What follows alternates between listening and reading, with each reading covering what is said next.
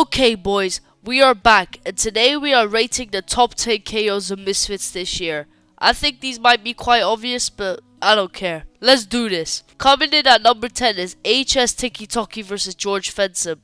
This was not the best knockout, but it got the crowd going. This is probably the only knockout on this whole list that was not really great. I mean, George Fensom had full consciousness. I mean, maybe. He didn't look too great, but he still was there. So yeah, 10th place is where I'll put it. Number 9 is something that people will not expect. They probably have put this way higher on their list, but number 9 is Luis Pineda's knockout against Ed Matthews. Yes, it was a good knockout, but the only reason you guys find it so special is because he fell on a table. I mean, as a KO, it was good, but him hitting the table didn't add to the damage. I mean, Ed Matthews did not look right. Looks like he suffered some brain damage. But I reckon that was from the punch only, and not him falling on the table.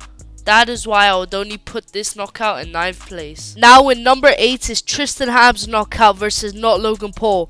It was just a brutal KO. Shaggy got it. He got hit with a nice uppercut that sent him to the floor, and he was looking at the lights. He could not get up. So I think putting this knockout number 8 is reasonable. Scooby-Doo flew all the way to Leeds just to see that. Not Logan Paul didn't even want to be there.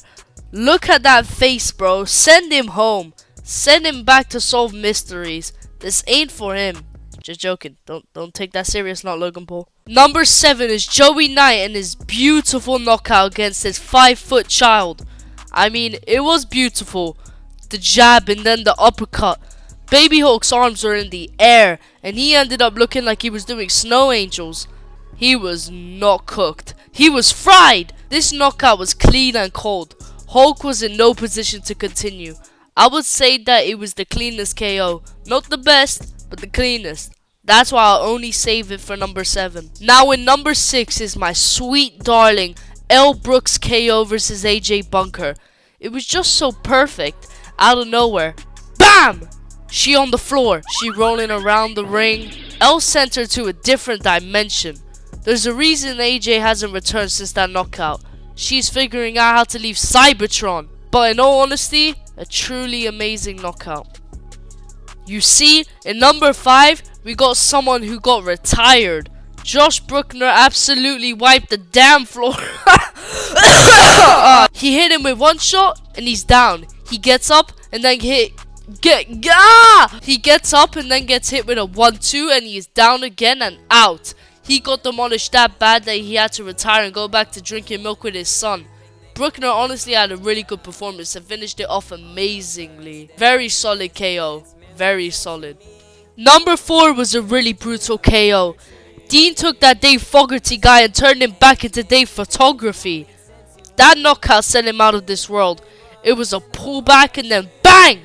Right on his head. The circumference and the radius of the Pythagoras theorem mixed with the sine and the power of the tan made the whole head turn back and made him fall down. It was just really good.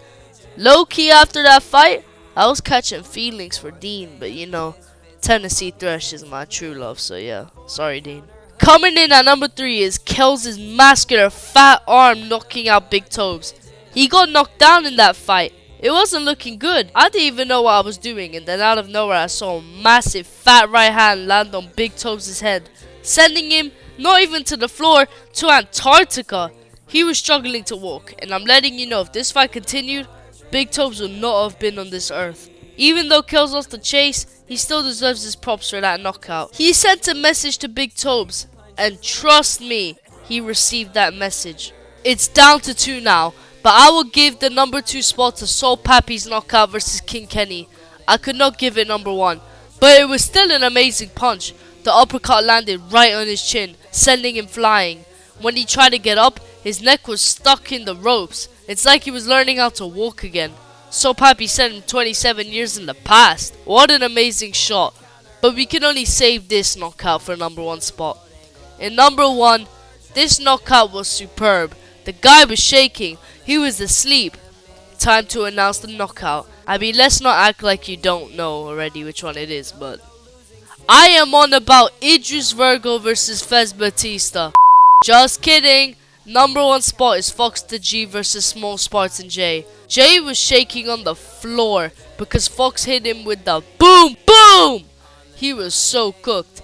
He took like 5 minutes to get up and he was left in an oxygen mask. I swear, there was never any knockout that bad on Misfits beside that one. But yeah, that was insane. That was my whole list on the best KOs on Misfits in 2024. I think most people would agree with most of this list. Either way, there will be more Misfits 2024 awards, so stay tuned for that. Thank you for watching, boys and girls, if there are any girls here, and I'll see you in the next one. Peace.